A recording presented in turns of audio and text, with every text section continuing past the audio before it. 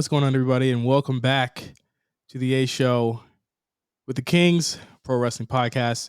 I'm Justin, a little under the weather today, of course, as usual for me lately. With Meelz. What's up, Meelz? Coincidence, I'm eating, by the way. Very cardinal sin of podcasting. Never do it. Ever. I don't recommend it. You would be sick on Valentine's Day. Is this how we get out of stuff? Is this the keys to victory, my friend? No, it's not. I just ended up getting sick. It's the weather changing like crazy, which is it's always You bad got for sick me. around Thanksgiving. You got sick around Christmas. You got sick around Valentine's Day. What's the jig, my friend? What is going on here? Like work kind of ramps up, and like things that I do ramp up around the holidays, I guess, which causes me Okay. to go All out right. and eat like shit. And every other day, I'm like eating healthy, but now I'm just chugging tea. So it is what it is. Hey, man. Listen, it is what it is. First of all, it's going to be late for the public people, but for the Patreon people, happy Valentine's Day. Um, we've done this for at least 5 different Valentine's Day now. Only had to cancel once for Valentine's Day. This is crazy. Who canceled Um, me? no, us. Like, I think the first Valentine's Day we ever had, we didn't cancel the show, but we was like, yo, this show is obviously we got to move this back a day because it's like I think you were in a new relationship. I was at the time in a new relationship, and it was just like we should probably move this back a day to spend time with our significant others. But now we found time Fuck to 'em. just kind of do it. Now, fuck them. I mean, it's really fuck them on this side, but yes.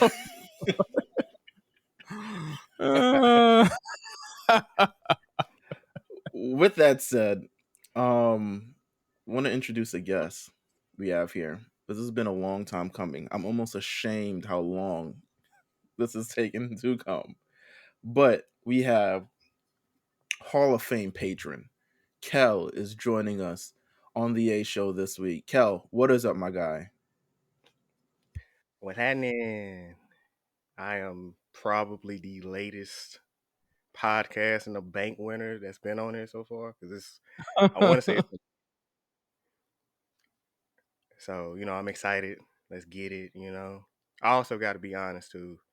So when I did the Hall of Fame tier, I knew it came with a guest opportunity, but I didn't know it came with a T-shirt. So it's just a Yeah. bonus being fame. Hey, Also, hey. I'm late Hey, for it still does. So I'm supposed to be on the black print too. I'm just Hey, my listen, availability has been that all over the that place. tea, that tea is a little more complicated. So when I signed up for that one, I knew I got a T-shirt. I didn't know I had the opportunity to be on the show. So it's in reverse. So I'm excited Yeah, there either you go. way. There you go. Hey, well, obviously on Black Print, we'll have more more conversation on where our tiers are going. Ironically, we have to come up with that this week. So tune in to Black Print for the new patron tiers.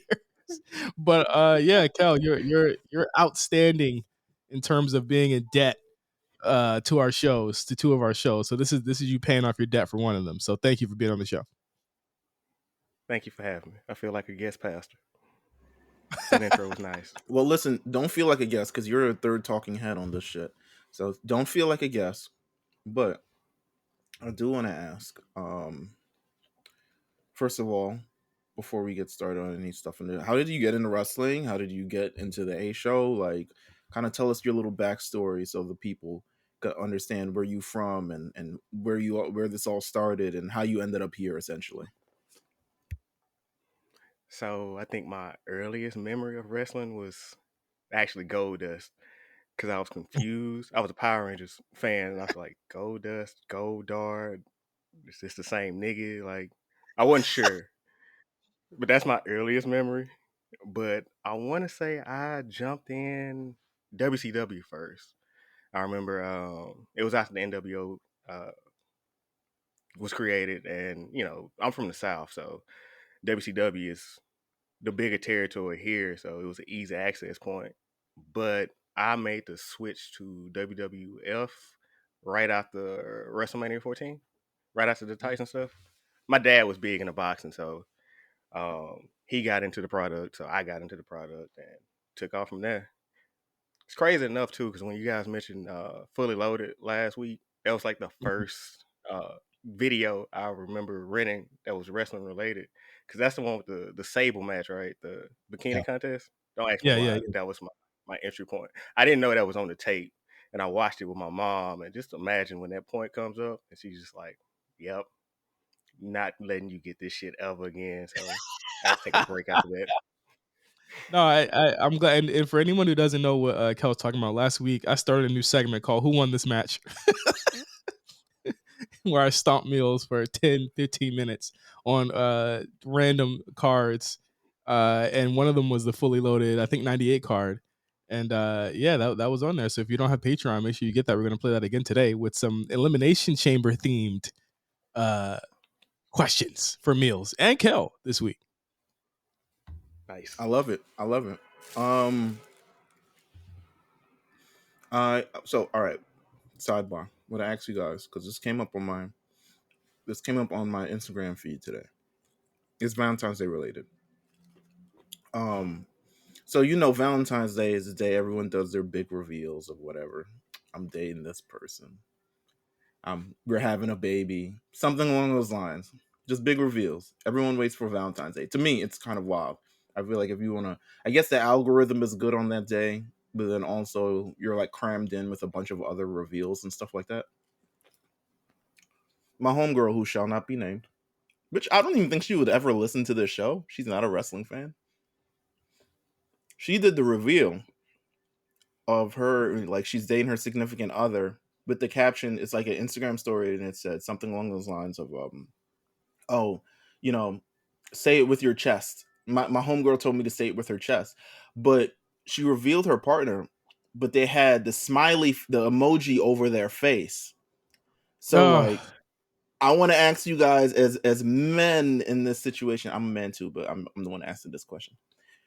How would you necessarily feel about that? He has no social media, and I guess he's on YouTube or something along those lines. But she covered the face with emojis as if like, I'm in a relationship, but you'll never know who this nigga is or something along those lines. How do you necessarily feel about that? Because I'm like, bro, why would you do that? but I'm all for like the hand. Like the hand is a good one. Back The of the hand at head. the dinner, Yeah. The hand is cool. Looking two down at the plates. menu. Looking down at the menu. Who's that? Who's that? You know, uh I'm cool with that. The emoji is just disrespectful. That's like, is he ugly? Or is she ugly? No, I mean, to Yeah, be honest, they're they're both pretty good looking people. But I'm like, bro, what is going on here? What do you think, Kel? I'm too pessimistic to go with the emoji trend because I'm like, what you hiding? You don't even have to do this. Yeah, Like, that's what I'm saying. I, it's I I hit her up. I was like, just do what's best for you in your relationship. That's pretty much what I said. I was like, I don't know about putting them, like, if you can't reveal it all the way, or if you don't want to, then don't. Like, right. if Like, you're gonna put an emoji on someone, I feel like the emoji is not it's not like disrespectful, but it's like, I would feel a type of way is like, okay, so like,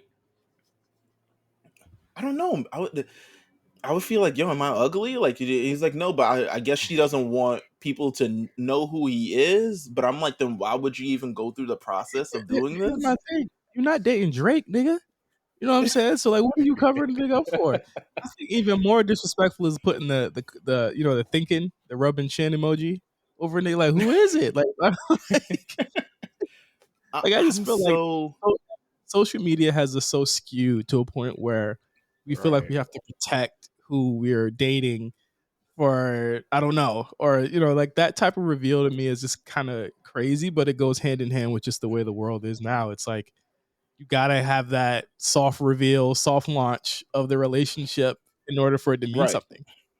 Well, I would do that on close friends, and just this is my and she does on close friends. I'm on her close friends, so she does on close friends, but it's like on the public story, which I can understand because I was kind of in the same kind of vein as well. It's like, okay, anything that I have is kind of like, if you know, you know. I'm not really Eh, like putting it fully out there, but it's not like I'm denying that I was ever dating someone, but like, um, I don't know. To me, I'm just like my best course of action for all these type of things are do what works best for your relationship at the end of the day. Don't worry about everybody else. Don't worry about the I'm big on like denying societal norms on like how shit is supposed to be done. Like you're supposed to do this, you're supposed to do that. That's I hate that shit. I'll be telling like what am I actually supposed to do? Who making all these rules? That's always that goes in my own brain. Um but just do what's best for your Right? Like, relationship.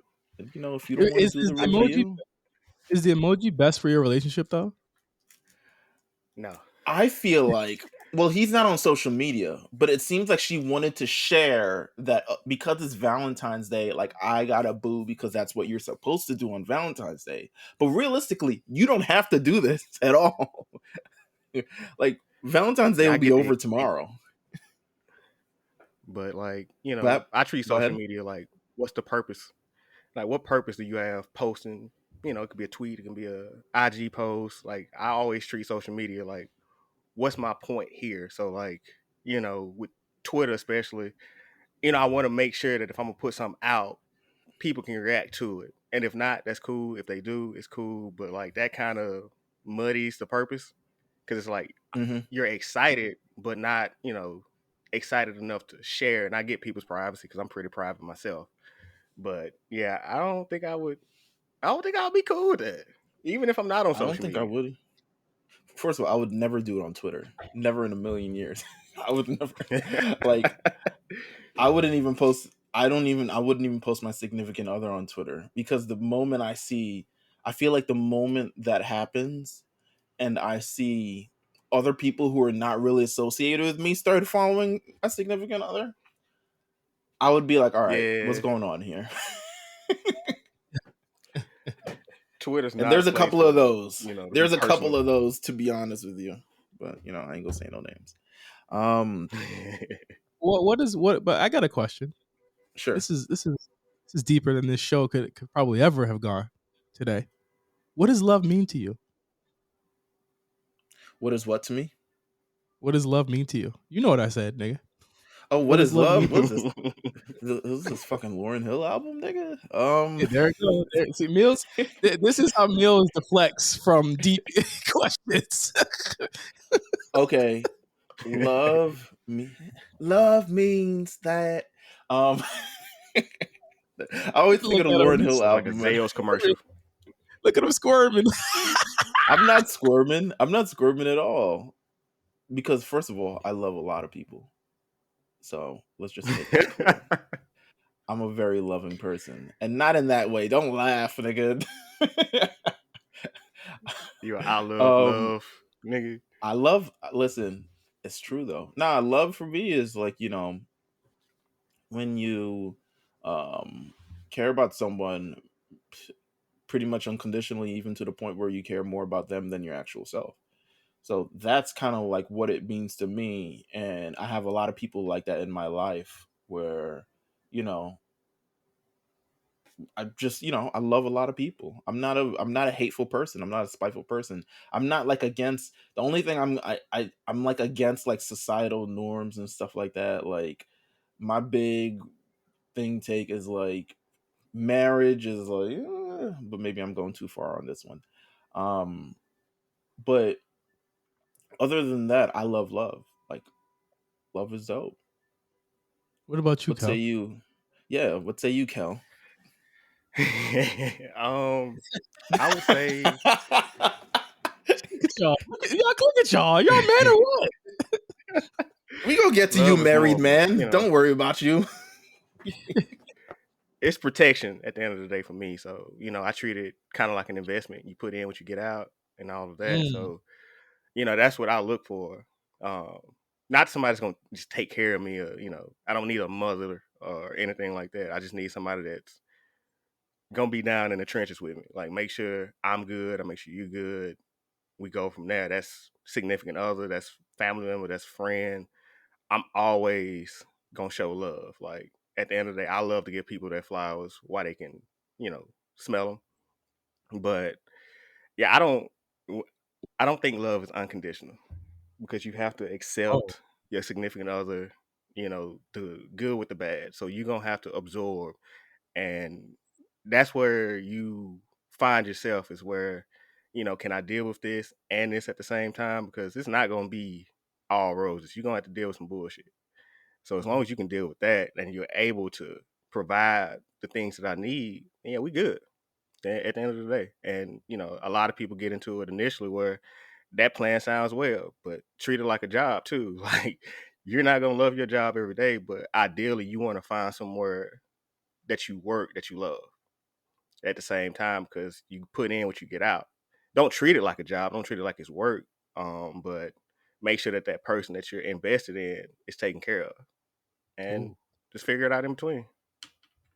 see, I like that.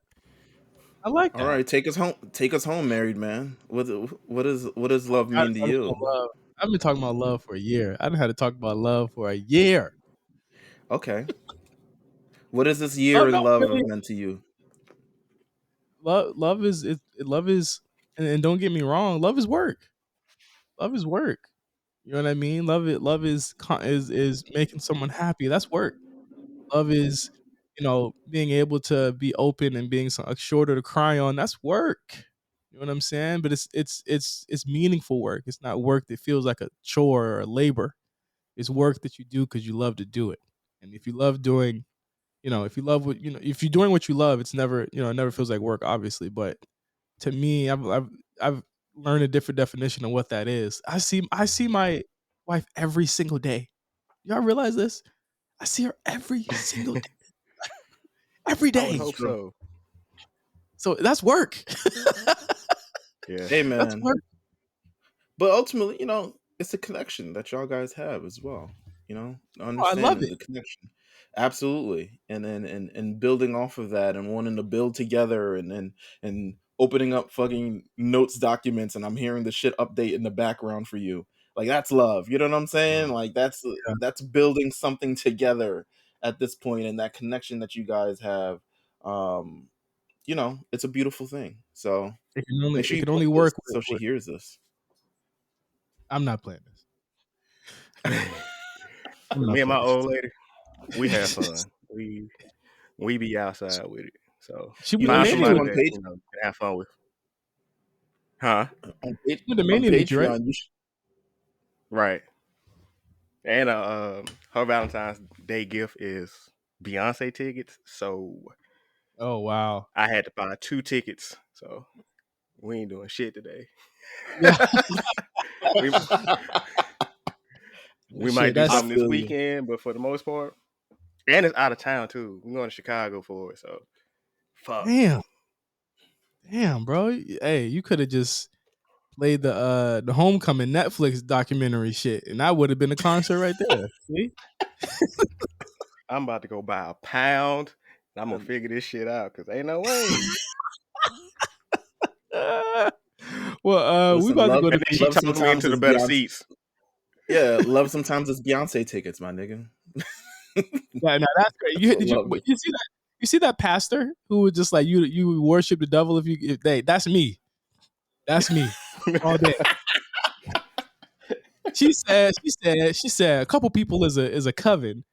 More than 1,000 is a hive. You part of her beehive? I said, oh shit. She's snapping. She went off the top rope with that shit. Oh my god. I was like, oh Oh my. shit, she's snapping. Hey, but we're gonna go to Patreon real quick. So we'll be back with No Holds Barred and our predictions on Elimination Chamber when we get back from Patreon. All right, y'all. I jobbed out in the last one, but I did stump the boys and all the other trivia for Elimination Chamber. Thank you, Kel, for joining in with us on that this week. We had a decent run. I appreciate it. Hey man, we did good, man. We did good. We did good. Enough of the love talk. Let's get to the wrestling talk. How about that? All right, since I want to talk about no love here. No Oh, love There's no love with Tony Khan in WWE. I was not, but I was looking forward to this at the same time. But He go went on, on the, sir. he went on the Dan Le Batard show where he talked about a strange interview, by the way. Just there's been a really weird undercurrent of media saying that AEW is doing like this astronomical business in light of WWE doing astronomical business, where it just seems like it's like what are y'all talking about? And that's what that I whole think they interview. just want to champion an alternative, like very, very badly. I think that's where the angle is. It seems like they just want to champion an alternative, but what they're really stating is not. It's not that it's not fact. I'm sure they're doing better. I'm sure AEW is doing fine, but better than WWE right now? Fuck no. Yeah, no, it's not even close. I mean, look at what the everything is. But that's what half of this Le Batard interview was the other day. So he brings up a 2021 story about Nick Khan having talks with New Japan Pro Wrestling shortly after they began working with AEW. And he said, I called the New Japan executives and said, is this true? Did WWE try and call you and get you to turn on me? And they said, yeah. And I said, okay, are we still doing the stuff we had planned? And he said, because at the time we had a match set up for Dynamite. There was going to be a New Japan title match in AEW. It was the first of those such matches. And then he said the officials didn't trust WWE and wanted to continue working with AEW. And he said that despite AEW's, WWE's trying to, it's like a real war. They've been trying to basically not play fair and undercut them in every pass. And he said, he has no love for them. He basically just like, this is a real war. And he said Nick Khan is two-faced. Go off, Kel. Tony Khan's a loser. Like it's real big loser mentality. Like he's a chatty patty, bro. None of that seems to be even in favor of AEW. Like, what did New Japan get from AEW? What makes New Japan trust AEW? Talent loaning. They don't make their guys look better in position. You remember when Okada came out at the end of like one of those Dynamite episodes, and it was not a big deal. Like, oh no, wait. Profit. Okada was a big deal. Okada was a big deal. Tanahashi was a big. I think it was somebody else that came out, and everybody was like, "Who?"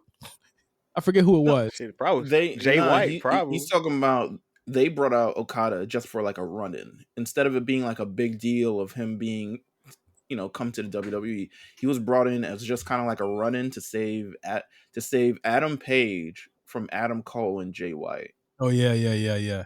So it didn't really seem like a big deal when he kind of came in, but I mean, I believe this is what it's kind of like fueling Tony Khan in his head. I believe he needs this kind of like, he needs this to be true in his own head. So he has justifications for the things that he does and the way he operates his own business on a spectrum of that WWE hates me and they're trying to get me at every turn, which is why, we get the 5-year deals with Adam Cole and Tommy End, or you get the television shows or like all the other stuff like this. I feel like he genuinely believes that he needs this.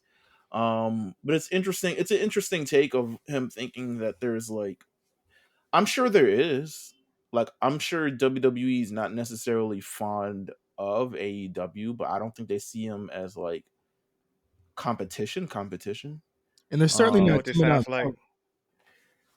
This is Ja Morant when they say we good in the West. It's like, are you? It's like that athletic mindset because athletes have an irrational sense of confidence.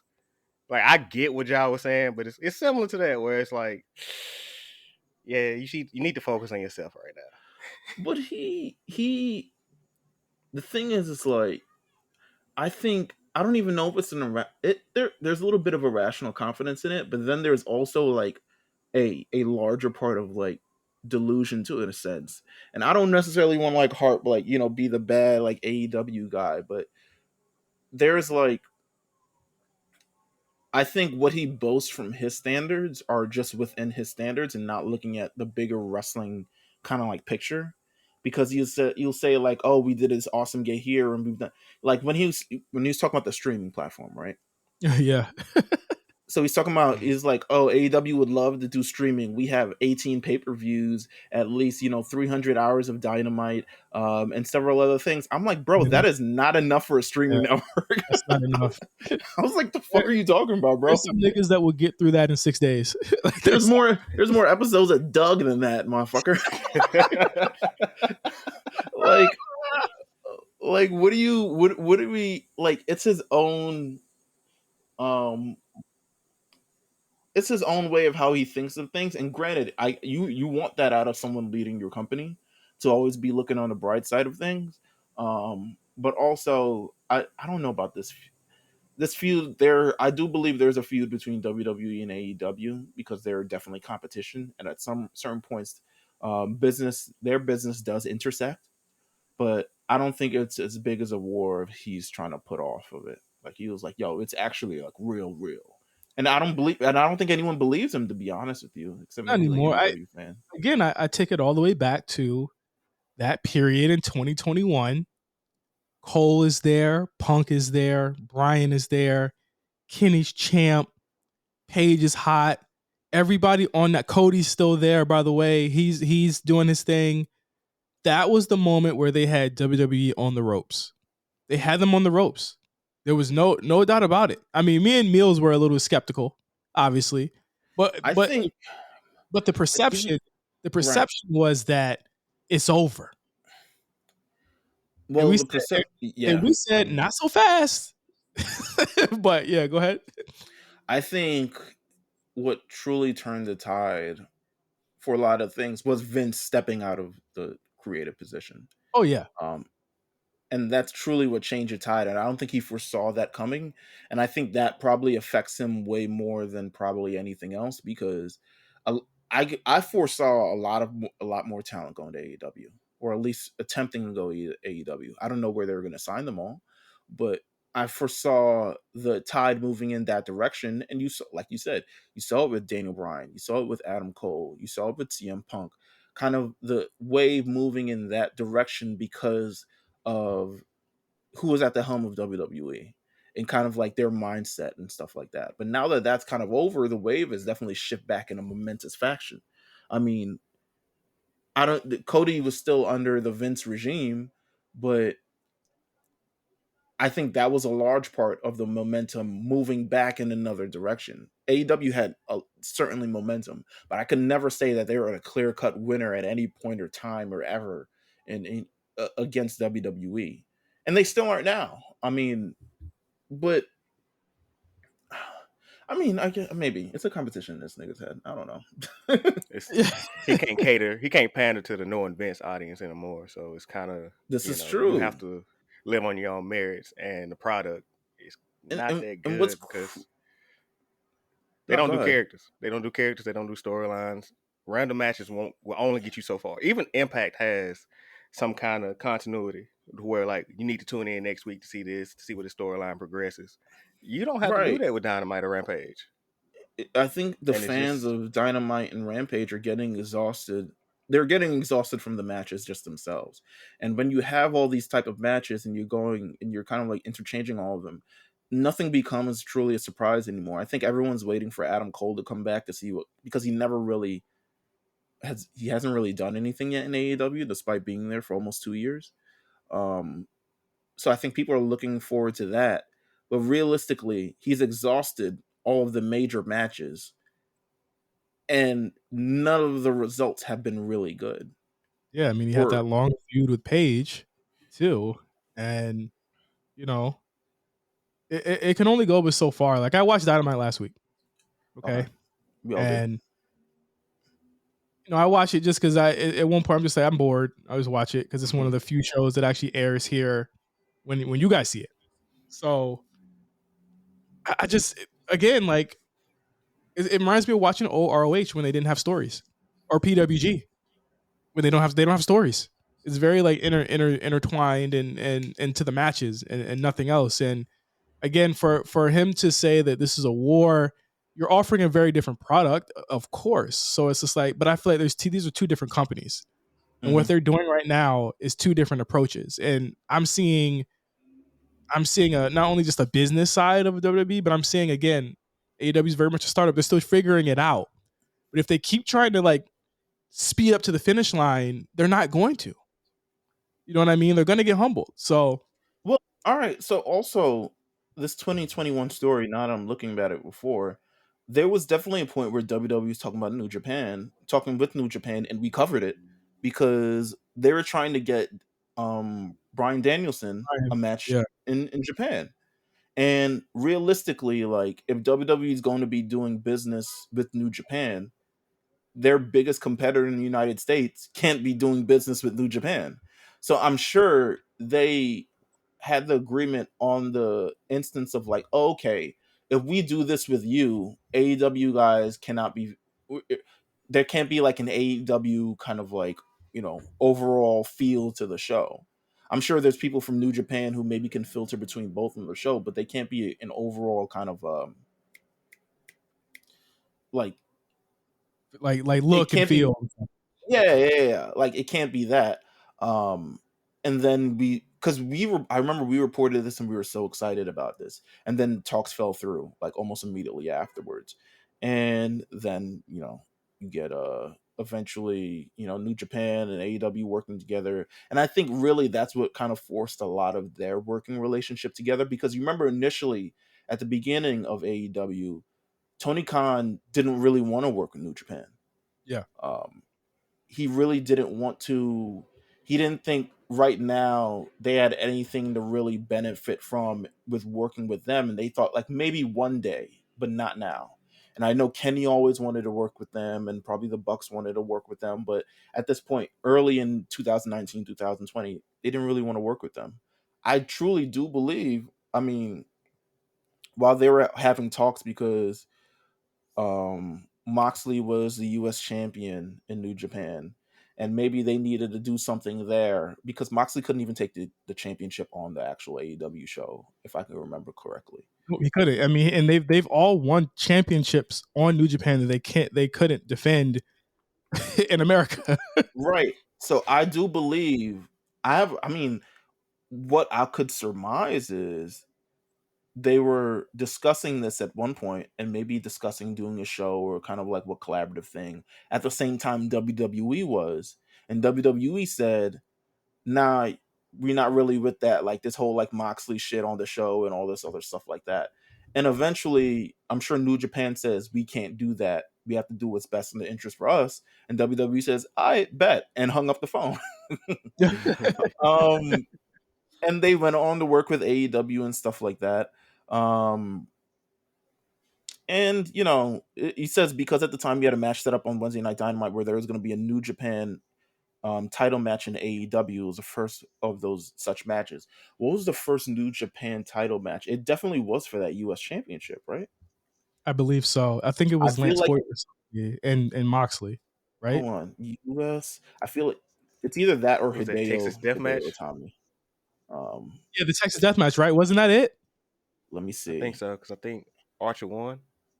Yeah, because Archer beat Moxley there, and right because he was doing an excursion anyway. John Moxley couldn't. Yeah, he couldn't travel to New Japan to defend a belt.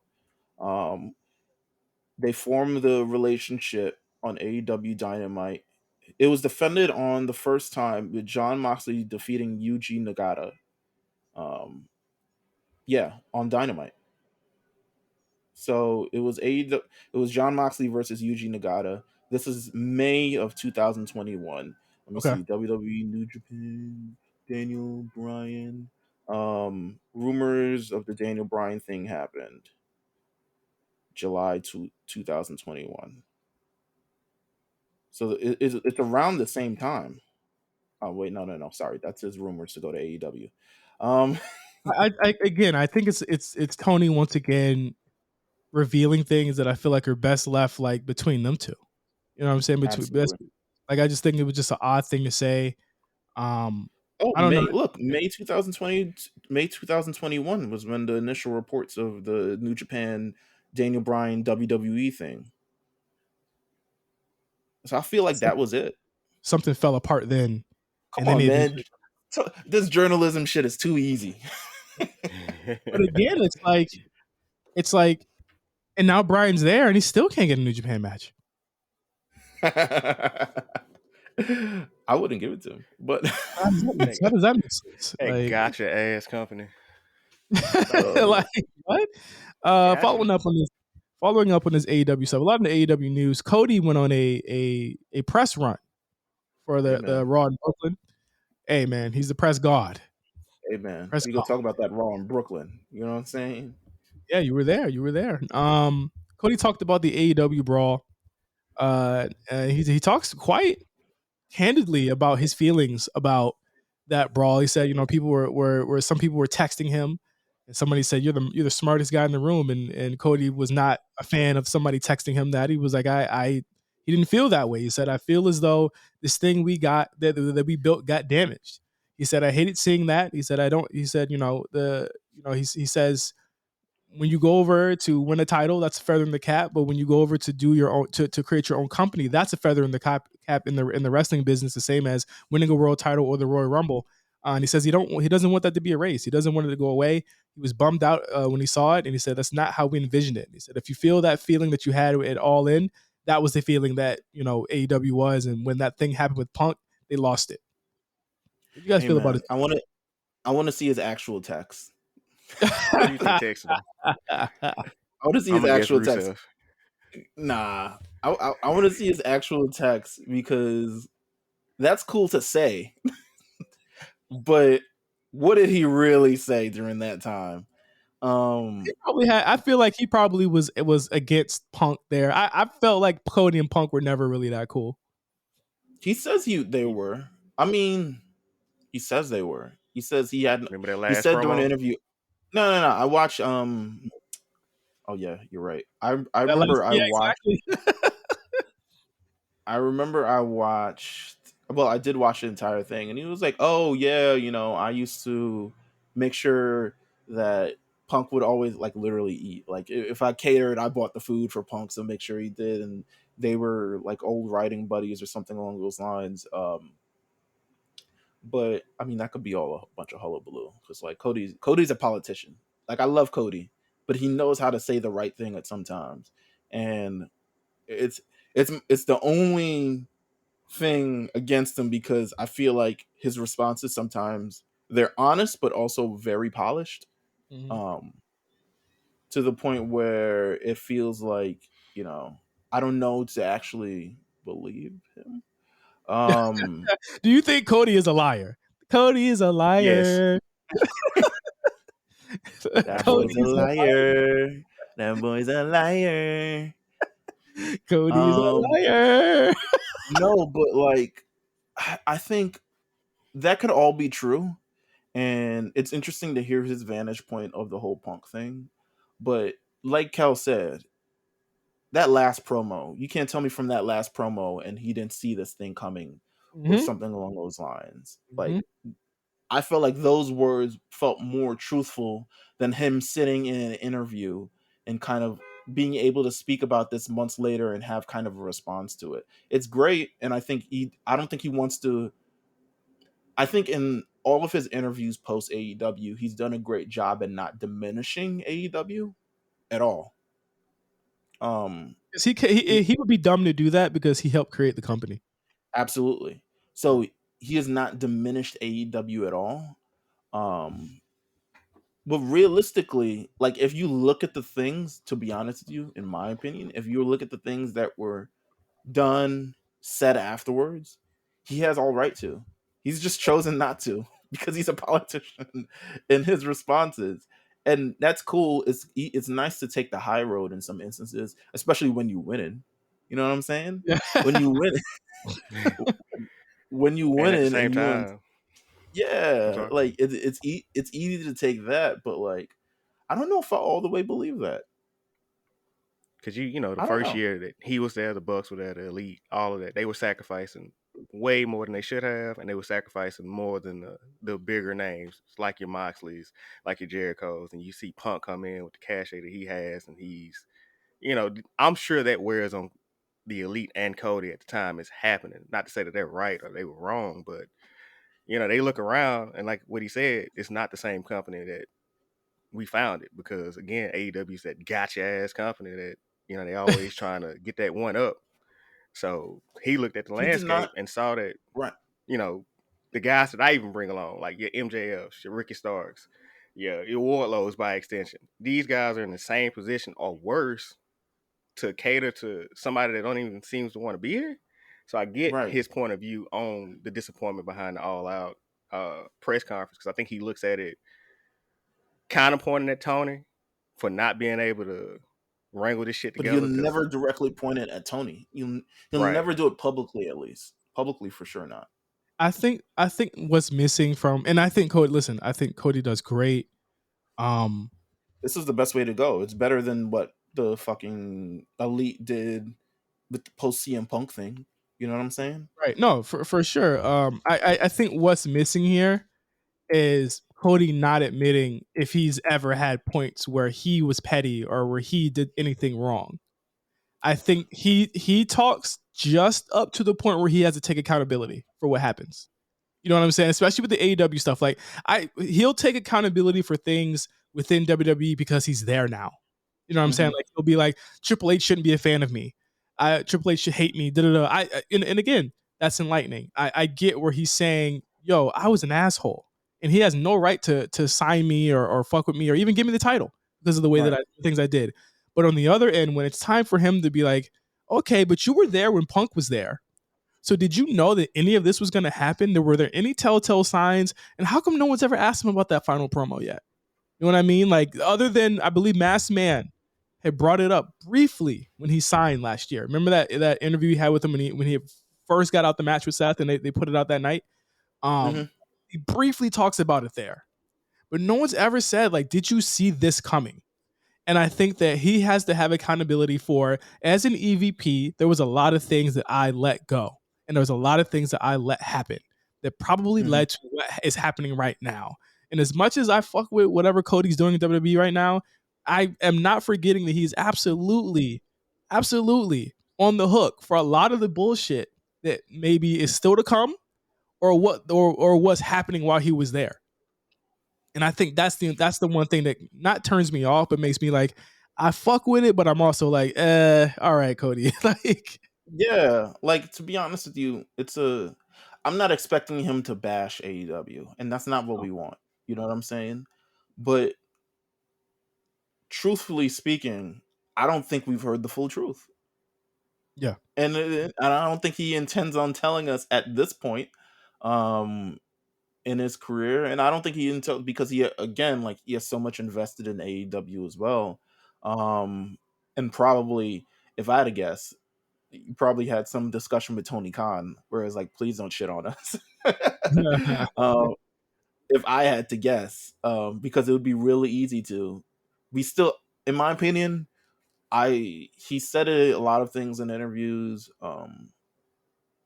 There's got to be more than one reason why he left, right? Yeah.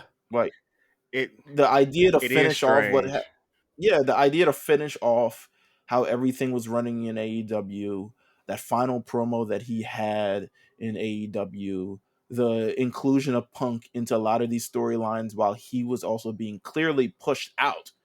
I mean, it was clear there was a divide between the EVPs. He says that he's great friend. I listened to the entire interview. He was like, "Yeah, I'm great friends with Kenny and the Bucks still," and he very well maybe, but there was a lot of problems going on, and he was effectively almost pushed out of AEW because his philosophy of wrestling didn't really match up with theirs, and it started getting a little bit more deeper than rap. And and remember, the Bucks and Punk were horned up over, or the Bucks and Kenny were horned up over Punk, and not so much over Cody at that time. He was getting boos. He was getting booed. Like, we cannot forget that, and he still hasn't talked about that. He says not talked about that point in his career at AEW where he was getting booed. And the one, what? I was saying the one thing that I remember the most from his exit was, they didn't really badmouth him. It was the people around him that they took their shots at. Like, you remember when, they took the shots at Brandy and all the things that she was doing behind the scenes, but they didn't quite point that finger at Cody. So I always thought that was kind of. Kenny went off. Remember, Kenny was injured. We hadn't heard from Kenny in months. Remember that? And he comes on the Observer randomly and just straight shit on Cody. And that's why the comments about him being close with them are interesting to me, because it's like, are you being a politician here? Are you lying? That's why I would love to know what the breakdown was. And I feel like we're not going to know, like Meelz said, until his biography. You know what I mean? That's when we're going to figure it out. But yeah, That it's shit might be out next May, nigga. At the pace that we going at, this shit might be out soon. It's like book deal. That You A&E betcha. biography coming soon. one more thing on AEW here. CM Punk news. Um, Dave Meltzer says that Punk will be ready in April, but there's no word on if Tony will actually let Punk come back. And Dave says Tony's going to do what Tony's going to do, and I don't know what it's going to be. There's a lot of damage there to the brand. It wasn't just like he yelled at the Bucks; it was the brand. I mean, he basically said AEW is second rate. Having been in attendance for Punk's infamous All Out press conference, he said that there's bridges that have yet to been crossed between the two parties. So there's a lot of mending offenses that need to be done, and there's been no mending offenses at all. And he also mentions that there are a lot of people that are pushing for Punk to not come back, including those like Jericho. And I mean, it's been not so silent that maybe people like Moxley agree with this. One thing that we didn't cover on the show because I think it was a big week at that time, was Seth Rollins' comments to CM Punk during the Royal Rumble press. And I think that's a clear indication of kind of how at least a section of the industry views Punk as kind of this cancer, and it's weird. It's this reinforcing point that AEW and WWE have regarding CM Punk. Right. And it's not necessarily wrong because I think he's really done both companies the exact same way. But he also feels wrong by both companies as well, which I think in a sense is also a little bit valid. I think there was definitely wrong on both sides of things between Punk and WWE and AEW and Punk as well, on both sides for both companies. But I can't see Tony Khan, who kind of willingly sat there as it was all going down, Yeah. really make some sort of real big move. It would have to be a kind of like a change, an acceptance in his character, and then also a change in his character to be able to kind of pull that off, because he doesn't look like the guy, in my opinion. I don't really know him. But he doesn't look like the kind of person who really does that.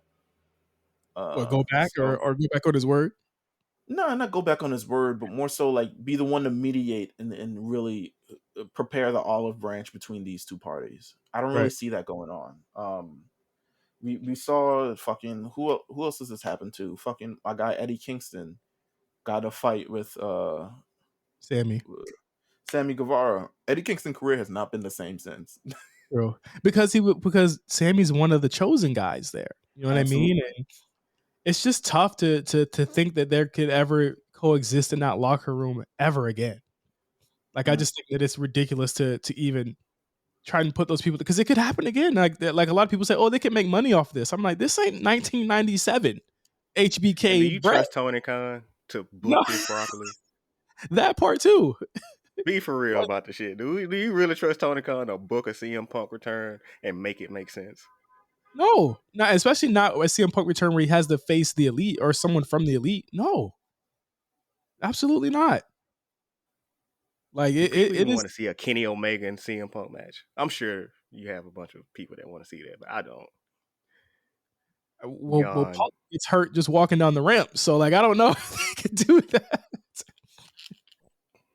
I don't know if that's possible, but yeah, that's the word on Punk. He'll allegedly be healthy in April, and we'll see what happens there. I'm thinking that maybe if he's not going to come back in April and he's healthy, they're going to just figure out how to break his contract and pay him out and let him go, and he can just be done.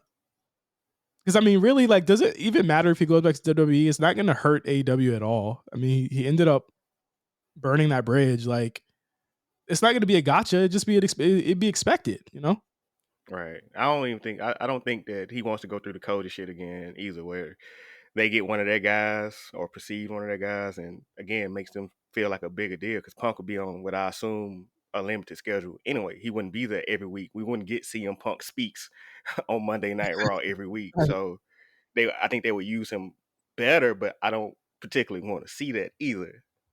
So Yeah, I think we've seen everything we could see from the guy, but it'd be interesting to see even in WWE who will want to work with him. I think Triple H would be open to bringing him back. It's just that like that locker room doesn't feel like they like this guy at all. So like I think that it's more of an issue of like who would work with him. And all if all of your top guys, barring Cody, who probably would still work with him, don't want to do it, then there's not many programs for him left out there. I don't think Roman will want to work with him either. So AJ doesn't want to Oh, it work better with be a him. Kevin squash. Owens doesn't want to work with him.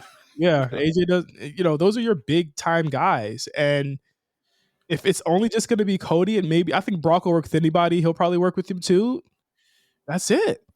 But I think the thing is, I feel like WWE promotes a more professional air to them, where you have people who have been done wrong by various people in the past, but still work with them. Um, I think the idea or the notion of working for WWE and really being in the position, other than Roman, I feel like Roman's really the only one who could call his shot at this time. I mean, to be honest, the man got a whole world championship feud with his cousin. Um, like I think he's really the only one who could truly call his shot. I think realistically, the air of professionality and being actual professional in their roles will always, rank above like I don't like this nigga, because there's a lot of people you don't like, but you work with them anyway, and you try to be professional, and you put on this feud, and you put on this thing, and everyone's gonna get money and do whatever they do. I always felt like, especially with Vince, especially with him always bringing people back who have wronged him or talk shit about him or something along those lines. The mere fact that Scott Steiner is in the Hall of Fame is proof that WWE, like realistically, they're gonna do the right thing for business, and professionality is always gonna professionality. But being a professional is always gonna rank over everything else. I Yeah. can't say the same for AEW, because what we've seen has shown the exact opposite. So we'll see on that. Yeah. Well, let's get into Elimination Chamber and we can just quickly run through this week's shows. SmackDown. Another strong promo from Sami Zayn and Paul Heyman. Paul Heyman is doing to me right now, and I say this, we say this every 2-3 years. He's doing the best work of his career here this year. You know what I love about this program thus far? And it's because I we had a previous point between Survivor Series and Royal Rumble where there was like 2 months without a pay-per-view. So we're doing all these matches, we're doing all these tag team matches, we're doing all this stuff. It's been rare where you get like a very hard sprint between show and show, and I'm talking about Royal Rumble to Elimination Chamber. It's only 3 weeks. So there's roughly only about 5 or 6 shows. Yeah. So every show is mattering at this point. And they're taking their time in explaining a lot of things and positioning things. Like, for instance, the Tag Team Championship match wasn't the main event on SmackDown. It happened in the first half of the show. So they're able to continue to tell the story of Jey Uso and Sami Zayn throughout the show. And then eventually that main storyline with Jimmy and Paul Heyman at the end of the show. Right. And I feel like they're cramming a lot into it, but this time it doesn't feel like things are moving too fast. It feels like we're literally telling this story, and it's a great story, and everyone's invested in SmackDown. The 2.4 million, 2.5 million at this point. Like, they're just doing record numbers. And the amazing part about that is it's similar to 1998 with the Mike Tyson Stone Cold, and kind of like the upswing of, popularity of WWE at that time. It's the stories driving these shows. Mhm. And people are coming in and tuning in for these stories. And that promo with Paul Heyman and Sami Zayn continuing to tell that story and weave that kind of like thread for the rest of this. And this is a great time to be a fan and great time to be watching weekly, to be honest with you. Yes, absolutely. The big question also on SmackDown was, would Jey Uso show up to help Jimmy defend the titles against Ricochet and Braun Strowman? He did. I love that he came from the crowd. Hey, cuz, Had a couldn't be hot caught hand. backstage lacking. My son said, couldn't be caught backstage. Go on YouTube and watch. They showed the video package of SmackDown on Raw last night. This is the most hood novel Tubi shit that I've ever seen in my life. Yo, I don't know if he gonna make it, cuz, you know. Did you call him? I don't know. But my brother would never leave me. And then eventually he comes out. Solo's not there. Yeah, something along those lines. Solo the hitter. Solo. This is a great story, man. This is amazing. Jey Uso, yes, he does come out. They have a great tag team championship match. Usos are just having a run. And if the run is ending soon, hell of a run. Hell of a run. It's going to be a while for anyone that can even touch this. Like, it's going to be a minute. We went from people being bored of the bloodline to weaving 3 stories independently together. But here's the thing. I also feel like Triple H, this was Triple H's MO, in a sense. Strong title reign. Yeah, not strong title reigns, supported by competitive title defenses. You know? And it works. It's working. It works. Yeah. Do you feel as though Vince was here, Roman would have lost already? No. Nah. No, be honest. Nah, I don't think so. Because I don't think so. I think he loses at WrestleMania regardless. I think that's where the story ends. This story. So I think that was the. Maybe if Randy Orton was still around. Give him that a random title reign. He always gets one. Always.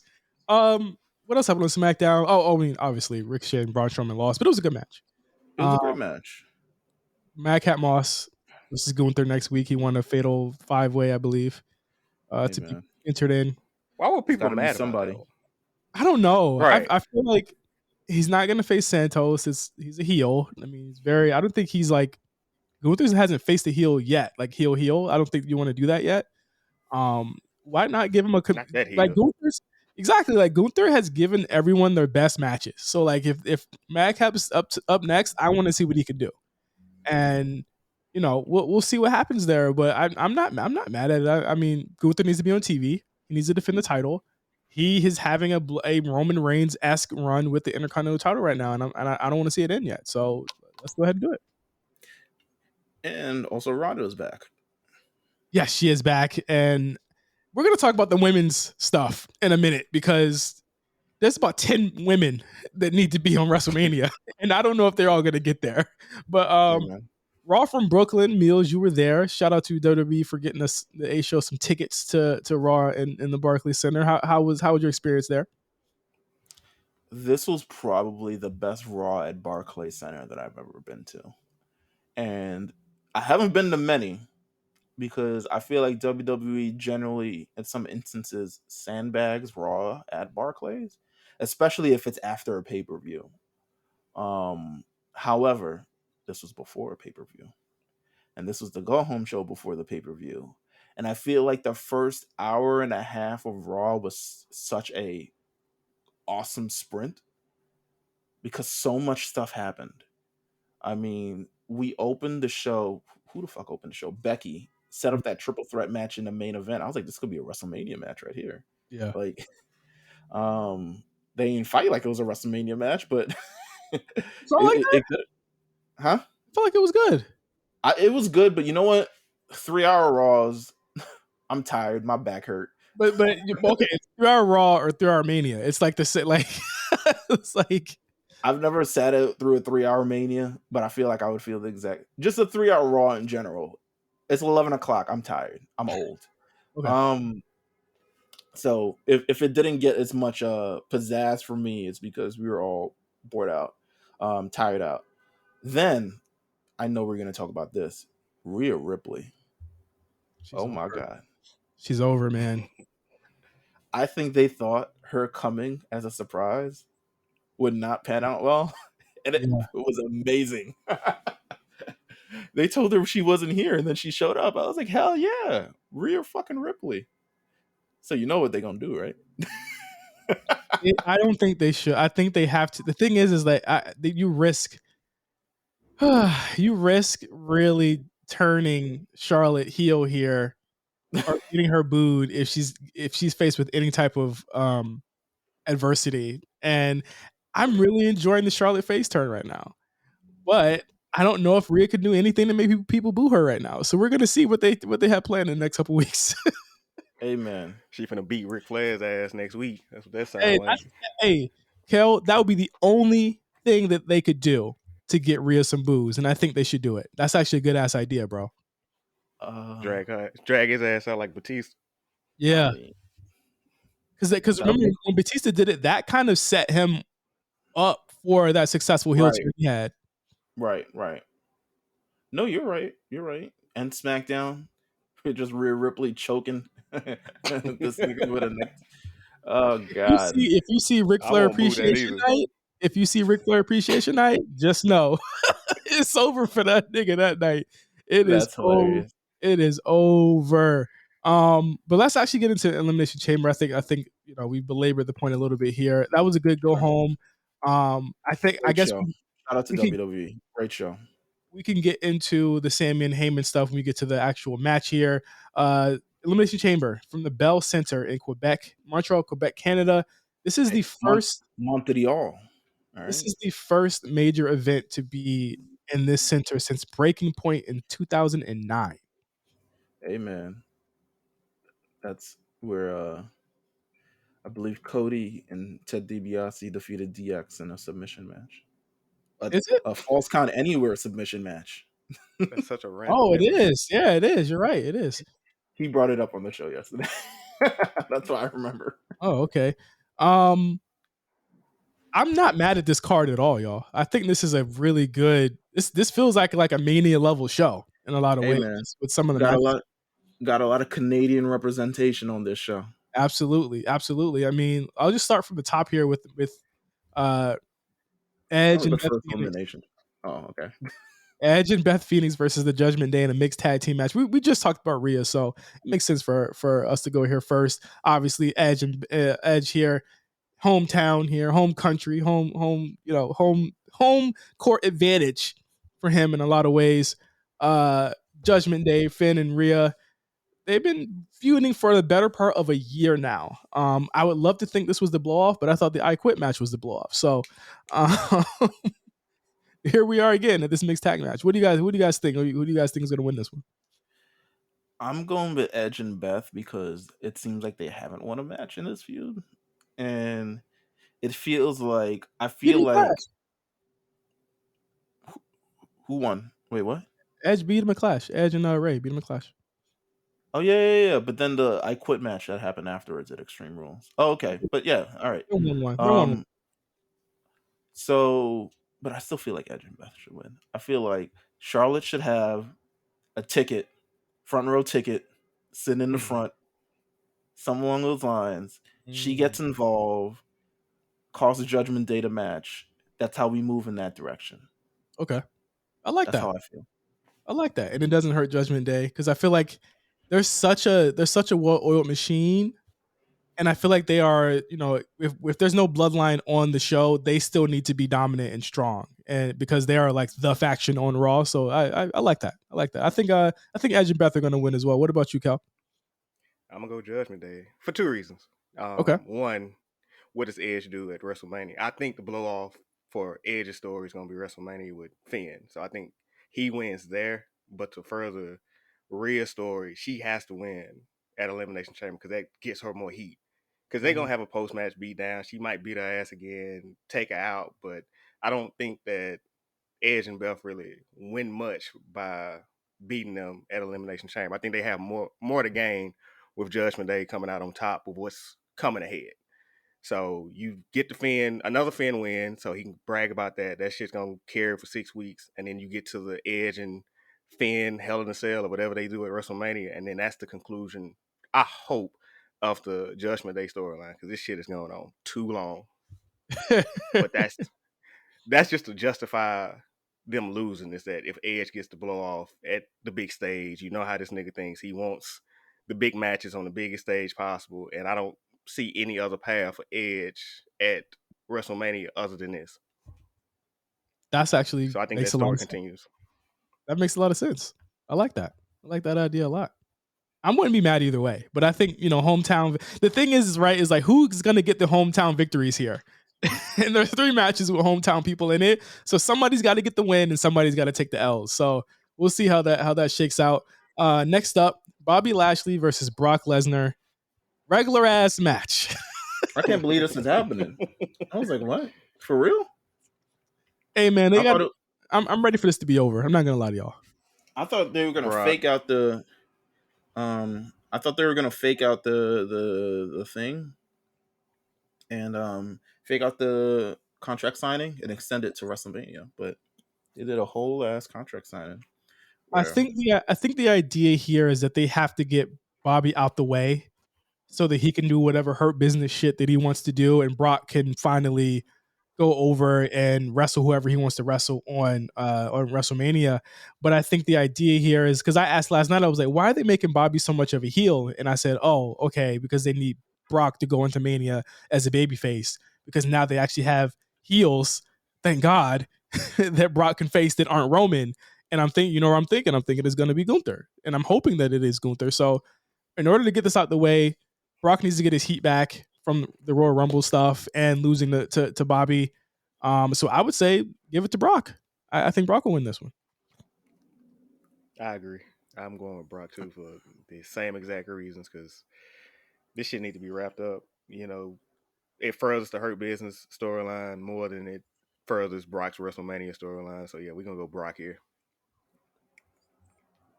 I kind of want to go Bobby. There's something about a Bobby. I was just like, damn, maybe you will win this match. I'm gonna go Bobby. Been beating that boy ass now, That's true. Gotta get I'm gonna go back. Bobby. I'm gonna go with Bobby though. I think the only way I could see that is if the Hurt Business comes out and helps. But the thing about it is, if Bobby wins, it just extends this feud, y'all. And I don't want to see no more matches between these two. What are they, like 1-1? Almost at WrestleMania. Oh God, I'm gonna throw up. Ugh. Yeah, that would be nasty. Brock wouldn't do that shit. Don't want to see that. Remember when they booked Omos and Bobby like the week before Mania last year? That's how you do it though. Because if they had 3-4 weeks of it, I wouldn't have been into it. You got to tell me it's popping off this Sunday. I'm like, all right, bet I'm there.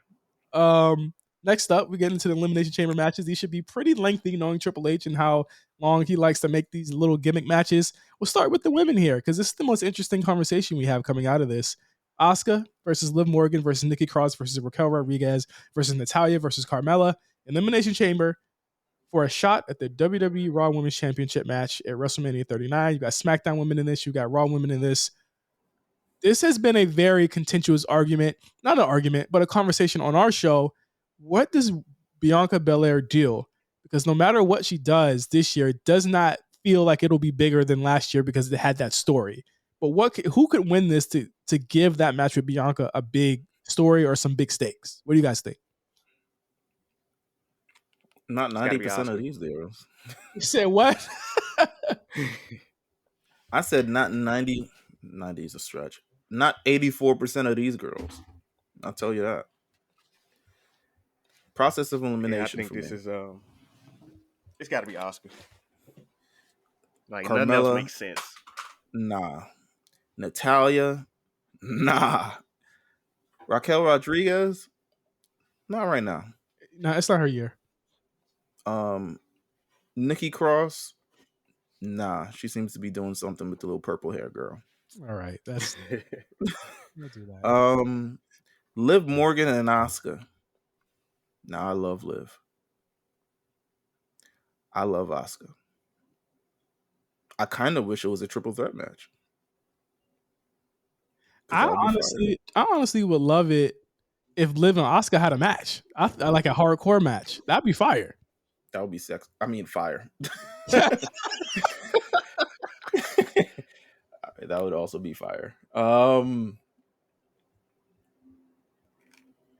But then where was Bianca?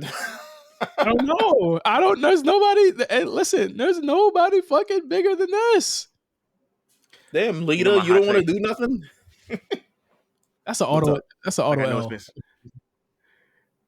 It's been said to death, but I just really wish they would have flipped the opponents. Like I wish it could have been Rhea in this iteration versus this iteration of Bianca, with Charlotte versus this iteration of Asuka. And I think that you can keep Charlotte face, you can make Asuka's character work. Rhea can be that opponent that we've never seen Bianca face, but they doing it backwards. So I think it's gonna be Asuka. I think it's gonna come down to Asuka and Natalya because hometown, and yeah, we get to WrestleMania after that. But They have some strong style ass match or something along those lines. I didn't like how Liv took the pinfall last night. We were not happy. She's taking a lot Liv of been pins. getting her ass beat. Yeah, she's been taking a lot of pins lately. I guess that's what happens when you win the title. Mm-hmm. you got to start make them look strong. Gotta make them look strong. Because you could say like you pinned a former champion at that point, and she's like that former champion pinfall. I think all signs point at Asuka the way she whipped everybody's ass on Raw. So like I guess we could do Asuka, but at least the question to me right now of what is Ronda doing, what is Becky doing, what is Bayley doing for WrestleMania? We already know it was supposed to be Becky and Ronda. It seems as though the two parties couldn't come to an agreement with what they wanted to do, and now we're left with this. So what are these women doing for WrestleMania? Hey man. I don't think we can leave Bayley off another Mania. and I don't think she will be left off. I just think that it's like they got to have something really big for WrestleMania for these two, because you just can't you can't leave them off. And you're looking at this year, y'all, us having at least 3 to 4 women's matches, which is like unheard of for a WrestleMania, which is not unheard of in a bad way, unheard of in a great way. It's just the way that they put them together. I'm wondering how they're gonna break all of this stuff up. Hey man. So do you have Damage Control lose the titles before WrestleMania? So that frees Damage Control up for a 6-woman tag possibly at WrestleMania, and then that leaves Ronda and Shayna to add 2 more women to the card, like Shotzi and fucking Raquel. I was supposed to call it Gonzalez, Raquel Rodriguez.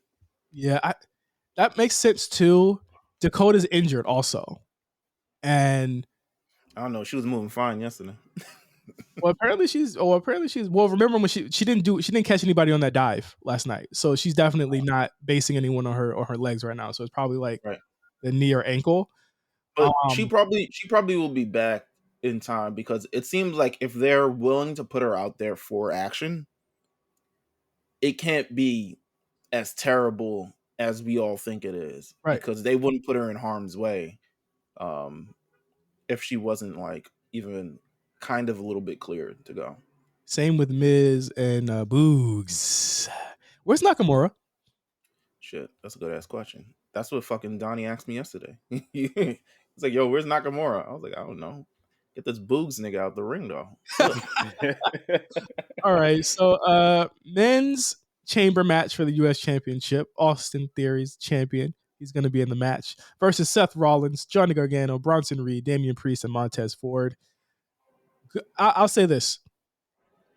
Even though it's likely that a lot of people in this match don't look like they belong, if this is how creative is getting shine on them by putting them in this position, then good on them, because I think that people like Bronson and Gargano and Montez need that shine right now against some established guys on the roster. So I think they should really go off in this match, and I think that they will.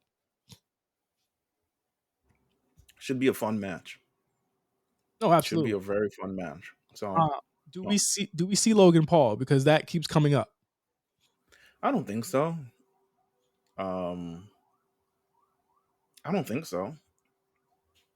Yeah. Logan coming out so Logan coming out from under the ring like Shawn Michaels did the Undertaker and costing Seth the match, I would pop profusely. Yeah, that'd be fire. Running up the hill and shit. Running up the hill. Like I need them to have smoke on smoke. I need them to like big this up big. I mean, Austin Theory's retaining to me. I see, in terms of elimination order. Wow. I know, right? Green. I see. Very green. I low-key see Montez out first. Maybe Priest out second. Mm-hmm. Gargano out third. Be clear now. Oh, H nah. loves Bronson this. Reed out third. Yeah, H. I was about to say H loves Gargano. He ain't going down. Remember how long he was in the Rumble? Yeah. Nah. We gotta have 3 people hit this Bronson Reed nigga with some finishers. Yeah. But He's going down 8 third. super kicks. my only issue with this shit is that you have to pin someone like Bronson so early. I don't like that about it. He shouldn't. I don't think he should be getting pinned right now because of the way No, they're he building him shouldn't. up. You think he should? No, he shouldn't. Yeah. Okay. Yeah. Like I mean, He I'm not definitely running I'm through not a one of them fan of him. pods. I'm not a fan of him either, but the way he's coming off, to me, the presentation's a lot better. So like, I'm willing to give it a chance. He almost killed Ali yesterday. I was waiting for his match because I was like, okay, I'm hungry. And I was waiting for this match specifically, but I was like, all right, I'm gonna go get food. But there was a commercial break and shit. So I got food. And there was no lines either. Went to get food. By the way, Barclay Center. You gotta do better with the food. His ass. Food was disgusting. It was disgusting, bro. It was trash. You know me. I love a good chicken finger. Or tenders, whatever they call it at this point. Shit was mostly bread. I was disgusted. And they ain't had no honey mustard. What do you mean I don't have no honey mustard, bro? Come on, man. Barclay Center. Gotta do better. Otis ate it all. Listen. Otis. Otis. I popped a little. I was like, wait a minute. That's what I said. Nah, but the food is but Dottie remind me what Charles Barkley says. At this point, you could park on the at the Barclays Center because they lost all their stars. No one is showing up. Free parking everywhere at this point. Because no one is going to the Barclays Center anymore after last week. Austin Theory wins it. The dark match main event was Austin Theory versus Seth Rollins yesterday. Did not stay. Was tied. But I see Austin Theory winning this. Maybe Seth Rollins doesn't last the end. Maybe he gets pinned by somebody else. I think he gets out early. I think this is a showcase for Austin and all of the people that he'll potentially be facing in the next couple of months. Maybe Johnny Gargano versus Austin Theory is the last two. I think so. I think either now or Mania, you're looking at a Gargano Theory or Reed Gargano Theory type thing with all of the way stuff and the stuff they used to do at NXT. I think that's strong to me. I think the odd man out here are Damian and Montez, to be honest with you. Yeah. Easily. Main event, which I'm sure this is gonna main event. Roman Reigns versus Sami Zayn. Singles match for the undisputed WWE Universal Championship. We're taking it home here with the main event. Really strong promo. Really strong promo with Sami and Cody on Monday on Raw. Again, they are threading the needle, weaving the basket, of course, of the WrestleMania main event here, and really, I was stomping my feet. I was clapping my hands. First of all, they cut to a Baron Corbin interview. I was like, okay, maybe I'll go pee right now. And then, because I was in the section where everyone who runs out passes me, so you saw the hooded nigga when it was all dark, and then it's Sami Zayn in the ring, and everyone's losing their fucking minds. Everyone stands up, they're losing their minds. Sami Zayn is over like Rover. He says, something along those lines. There's somebody I need to talk to. I need to talk to Cody right now. He's got to go face to face. This is what the internet has done. They pitted these two against each other. There can only be one route to WrestleMania. Cody comes out over like Rover. This is the moment everybody's been waiting for. They were singing every word to his song, so I want to stop. I want them to stop the cap. Listen, everyone. Whoa! Listen, everybody. He comes out in the Sunday's best. And they have this promo and this segment where not only is Cody affirming the fact that, nigga, there's one route to WrestleMania and it's me. But he also says, Sami Zayn, you got to finish your story, and you have to believe that you can do it. And everyone, he's saying what everyone's feeling. Like, Sami, you believe you can do it. He's finally the underdog. He's sitting there. There's this moment where at the end of the promo, I mean, Cody walks out. Sami Zayn is on the barricade and he's just standing there, right? And I watched Raw this today. So they cut the camera back to Graves and fucking KP. But Sami stays there for maybe like another 40 seconds more. And this is the part they cut out, which they really shouldn't have cut out because it was so... Huh? We're filming it, though. Yeah, they were filming it, but it's so important, right?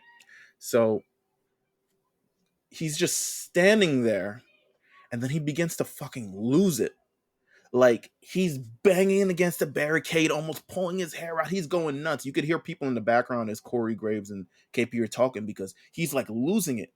Because he's finally he's getting to this decision. And it's like, he wants to believe in himself, but he knows what he's up against. And there's so much other conflicting emotions with him of like, can he do this? Should he believe he can do this? And it's torturing him. And then he just rushes back out and walks back out. And I thought that part, the part where they didn't show him where he was like turning his hair, I thought that was like a great exclamation point piece on it that I wish they showed, because he showed that he's really like tortured by all of this. It was a fantastic segment. Didn't see Cody coming back out and having a full ass match. I was like, God damn. That boy ass and Stacey Adams. Boy, turn it up. Did a damn suicide dive in some Scooby Doo's. Those are shoes. He just wanted to ain't no way I'm getting on the top rope and no damn loafers. No. He wanted to flex on him so bad. He was like, he's not working the pay-per-view, so he's like, listen. And everyone who's not working the pay-per-view worked on Monday. That's what I loved about it. Yep. Yeah, I like that as well. As far as this match goes, yeah, man, it's gonna be great. I'm not even worried about the match quality. What I want to see is the fucking atmosphere. The atmosphere is going to be insane for this. You've got Roman, who's gonna be John Cena in Hammerstein. He's gonna be HBK in Canada on Saturday, and that's gonna be the reaction that he's gonna be dealing with. No one will be cheering him. He's actually he's going to be Roman at Clash. Nobody cheered him at Clash either. That was one of the first times I can remember that Roman got unanimous boos. I still think they're going to acknowledge him, though, because the aura of that entrance is just too strong to ignore. I we'll think see. He gets the mic during the match. Hadn't he done that before where he's gotten the mic during the match and told the crowd to acknowledge him and then boos? Yeah, and you can do that before the match. And you know why that's interesting? Because he's done that more often than not in matches where he was getting too many cheers, and that has like the he did it. When was the one where he grabbed the mask during the Finn match? Yeah, that COVID era. That got nah. Like that shit was fucking hilarious. But like, I think what we're worried about here, or not worried about, what we're interested in, because we know Roman's gonna win. Let's just clear it out the way. It's a foregone conclusion. We see the finish line here. Mm-hmm. What will happen at the end of this match, and how hard are you going to cry when Kevin Owens comes back? Oh my God! Come on, man, Larry Z Stones, come on. They're coming out here. First of all, we got to tell the Jay story. We got to tell the Jimmy story. The Solo's going to be there as well. But when Kevin Owens comes out, oh my God. The sky is gonna rip away from itself. Like, Stone Cold. It's gonna be amazing. And I was listening to you know how J5 you listen to Cornette and that's your thing. That's your problematic listen. That's my Joe Rogan. I listen to Alvarez and fucking Alvarez and Vinny. Mike Sempervive. Oh yeah. No, but I listened to Alvarez and what's his name, Meltzer this morning, and they were talking about how like usually in these kind of moments, Vince McMahon would be tempted to kind of like go in a different direction a little bit, whereas Triple H has done something where Vince doesn't normally does, and he stayed par of the course, and he maintains that course. And I feel like Triple H is able to maintain this course because the stories and matches are so good, where we don't necessarily have to doubt. Now, people are going to doubt anyway. They just are. They're going to say that Sami should be one main eventing WrestleMania. They're going to ruin Sami Zayn after this thing. But I implore you, this man has not missed yet, especially with this storyline. This is a priority. This is the thing that's bringing in 2.7 million viewers. This is the thing over on Monday Night Raw that's bringing in extra viewers too. So they're not going to, they could flub everything else. We could have Bronson Reed win the U.S. Championship, whatever. You know? That'd be fire. I'm not gonna lie. I hope it don't happen. But this Roman Reigns Sami Zayn is getting all the love and affection. The Kevin Owens part of this, the Roman Reigns part of this, the Cody part of this, because I'm almost sure Cody's gonna be there. Does Cody get involved with this? I don't think you don't think so? No, I think I don't that think you have him touch. Yeah, you don't, because the thing is, he'll have to like, here's the thing: if Sammy loses, let him have that moment. You don't want to do the Roman Cody's face off right there. I feel like he would be wilding if he did that, because Cody will get booed. You got to let fans come down.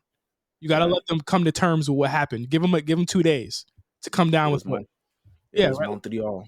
Yeah, they cannot see Cody right after that. You got to see Kevin after that. I think Jay comes out. He's been playing possum the whole time. Here's a hot take. I don't think Jay fully commits to the bloodline ever again. I feel like, based on what happens on Friday, I feel like Jay keeps his distance, but he ultimately keeps his loyalty to his brother, which is how this tag team match ends up happening. Right. Okay. Because I don't. Go ahead. I don't think he hates Sammy. Yeah. Right. And I think it's Jay who pulls Jimmy away at the end of the day. But I don't think he ever fully commits. I don't think he's going to go back to the bloodline. I don't think we pull an MJF where you make Jay this affable character and then you shit on it immediately. Mm-hmm. But it could happen. I mean, it's not like it's out the realm of happening. It could happen. What do you think? I don't think that's the... Go ahead. What do you think, Cal? Oh shit! I'm sorry. Yeah, I got Roman winning. I do think that Jay turns. I think you want to put that heat back on them for the tag championship match at WrestleMania. Again, I think it's a ladder match. But you can have that show of respect after the championship match. I don't think it comes before that. So I think it's gonna have, you're gonna have Jay siding with his family up until that point. But same time, I don't know what the bloodline looks like after WrestleMania, because I'm assuming that Roman takes a break because he needs it. So I can see it either way. I just don't know how you get to that post-match beatdown with Kevin Owens. Do you have Kevin Owens take out the entire bloodline with the major pop, or do you have Jay pull Jimmy aside and they leave, and then it's just Solo and Roman? So that's what I'm most interested in, is how do you get to the KO pop, because we know it's coming. Remember, one thing we have not talked about is that Roman told the Usos to stay home. So I don't even know if they're going to be there on Saturday. Meelz said they were cleared. He said they shouldn't have any issues getting into Canada, so they might not be on SmackDown, but I don't know how you get there without the Usos, because that's that secondary story that carries you to WrestleMania, is the Usos versus Kevin Owens and Sami Zayn. So it's going to be kind of hard to write around that without that moment, because, people are going to be still clamoring for that triple threat for some reason, and Roman don't do rematches. That's the one thing about this championship reign. He does not give you that fair one-on-one. Brock got 3. Brock special. I forgot. Brock ain't like these other niggas.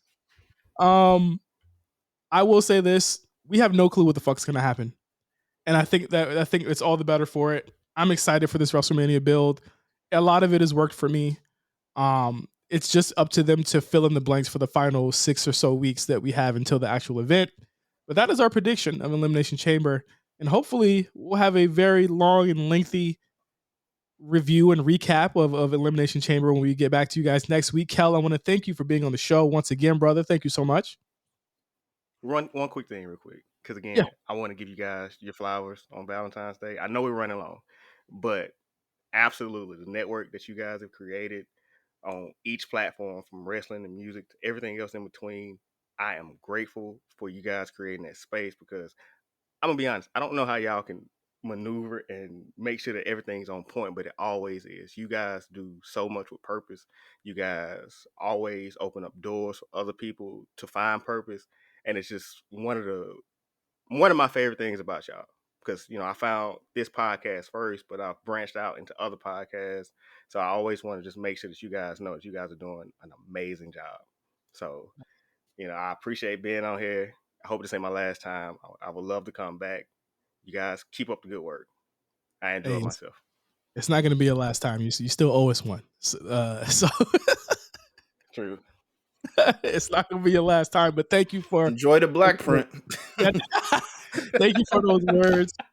I appreciate them. You know what I'm saying? And again, like, thank you for rocking with us for so many years. Again, it's amazing how many people that we have, a community of people that really fucking fuck with us. And it's great to just be able to talk raps with my friends and some of my friends along the way that I've got by loving this whole industry. So thank you guys for listening.